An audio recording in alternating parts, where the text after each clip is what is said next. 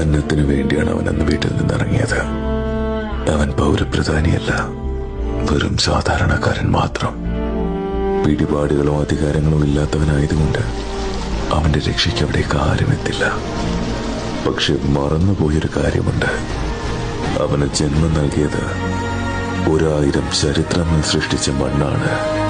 ഭൂമിയുടെ അടിവേര് പിഴുതെടുത്ത പ്രളയത്തിന് നേരെ നെഞ്ചു വിരിച്ചവർക്ക്, സോഷ്യൽ മീഡിയ കൺട്രോൾ റൂമുകളാക്കിയവർക്ക്, കൂടപ്പിറപ്പിനെ മരണത്തിൽ നിന്ന് കൈപിടിച്ച് കയറ്റാനുള്ള കരളുറപ്പുമുണ്ട്. കാരണം അകപ്പെട്ടവന്റെ മണ്ണ് കേരളമായി പോയി. വളയം പിടിക്കുന്നവന് വാഹനമാണ് അവന്റെ പടച്ചോൻ. ഇന്നും ലക്ഷക്കണക്കിന് മനുഷ്യർ അവന്റെ ഹൃദയത്തിന്റെ തുടിപ്പ് അവസാനിക്കുന്നില്ല എന്ന് വിശ്വസിക്കുന്നതിന് കാരണവും ആ വാഹനം തന്നെയാണ്. നിനക്കായി ഞങ്ങളെത്തും, പോരാടും.